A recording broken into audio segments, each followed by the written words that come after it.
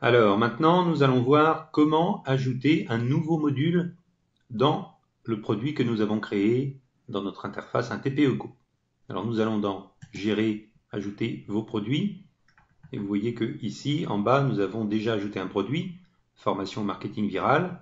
On clique sur Gérer ce produit et son contenu. Et on arrive dans l'interface qui nous dit ici, ajouter un nouveau module à ce produit. Les modules existants pour ce produit, il n'y a pas de module ajouté ici. Qu'est-ce qu'un module? Un module, eh bien, c'est un chapitre de votre produit qui va contenir ce que vous voulez donner à votre client une fois qu'il aura payé. Donc par exemple, si vous vendez un livre en PDF, eh bien, vous allez ajouter un module dans lequel vous allez ajouter ce livre en PDF pour vos clients. Si par exemple vous vendez une formation en vidéo, avec plusieurs vidéos, eh bien vous pouvez ajouter autant de modules que de vidéos et ainsi segmenter votre formation en différents modules qui correspondent à chacune des vidéos que vous voulez distribuer, donner à vos clients. Alors, on va commencer par ajouter un premier module qui correspondrait à la vente d'un livre en PDF. Alors, on fait afficher les options et ici, vous voyez que on nous demande le nom de ce module. Alors, on va l'appeler voilà, j'ai ça qui apparaît, on va prendre ça, le support en PDF pour votre formation. En description, on va mettre télécharger le support en PDF de la formation. Ici, vous avez une petite case position de ce module et une petite liste déroulante position de ce module qui vous permet de choisir une position de 1 à 30 pour ce module. Alors, qu'est-ce que la position du module? Eh bien, si vous ajoutez plusieurs modules, vous pouvez les ajouter les uns en dessous des autres. Le premier module à la position 1, le deuxième module à la position 2, le troisième à la position 3, etc. Et vous pouvez éventuellement intervertir deux modules si vous voulez les changer de place et passer le module 4 à la position numéro 3, etc. Disponibilité de ce module.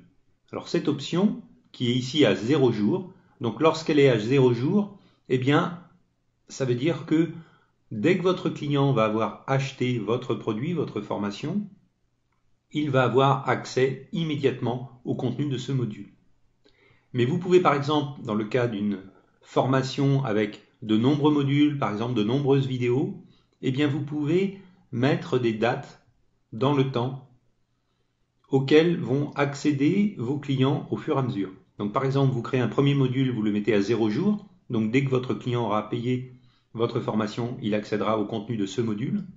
Vous pouvez créer un deuxième module qui sera par exemple accessible au bout de 2 jours, c'est-à-dire 2 jours après l'inscription de votre client, il aura accès à ce module. Il sera donc bloqué pendant 2 jours jusqu'à qu'il arrive, jusqu'à que la date soit de 2 jours après son inscription, etc. Vous pouvez par exemple mettre un module à 10 jours, tant que la personne ne sera pas inscrite depuis plus de 10 jours à votre formation, il n'aura pas accès à ce module. Et vous pouvez ainsi mettre jusqu'à 1 an et 3 mois de délai pour vos différents modules. Alors, en dessous, vous avez section de ce module. Alors, que sont les sections? Eh bien, les sections, ce sont des parties de votre formation dans lesquelles vous pouvez regrouper des modules. Par défaut, vous avez une section qui s'appelle section numéro 1, dans laquelle vont s'ajouter les différents modules que vous allez créer. Mais vous pouvez ajouter jusqu'à 30 sections différentes. Alors ça n'a pas d'utilité lorsque l'on vend simplement un PDF, mais ça a une utilité lorsque l'on vend une formation avec de très nombreuses vidéos. Vous créez par exemple une section numéro 1 dans laquelle vous mettez 3 modules, et puis ensuite vous créez une section numéro 2 dans laquelle vous mettez 3 autres modules, etc., etc. Ça permet de compartimenter en différentes sections votre formation et ainsi de la rendre plus facile, plus lisible à vos clients, aux membres de votre formation. L'option suivante, vous avez choisir la vignette illustrant ce module. Alors qu'est-ce que ça veut dire? Ça veut dire que cette petite vignette, une de ces vignettes que vous pouvez sélectionner, va apparaître dans la partie membre destinée à vos clients et va lui permettre en un seul coup d'œil d'appréhender à peu près le contenu qui se trouve dans ce module. Alors les plus visibles sont par exemple ce dossier avec un casque audio qui va tout de suite dire à votre client qu'à l'intérieur de ce module, eh bien, se trouvent des audios.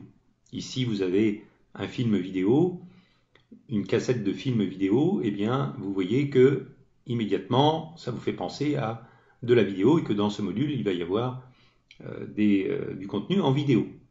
Ici aussi, vous avez la bobine de vidéo avec le clap, ça fait immédiatement penser à de la vidéo dans ce module. Ici, vous avez un icône qui fait penser à un téléchargement. Ici, un icône qui fait penser à un cadeau. Ici, des outils. Vous avez différentes vignettes que vous pouvez sélectionner pour illustrer votre module. Alors, si vous voulez rester dans la simplicité, vous pouvez également prendre un module de couleur tout simple, sans illustration, et prendre la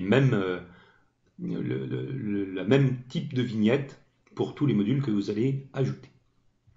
Alors nous avons choisi, nous, un PDF à télécharger pour ce module. Donc on va choisir cette icône-ci. Voilà.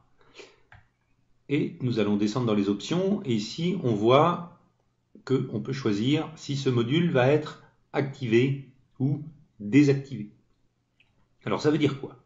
Ça veut dire que dès que vous aurez créé ce module, si vous le laissez sur activer, eh bien vos clients auront immédiatement accès à ce module. Dès que vous l'aurez créé.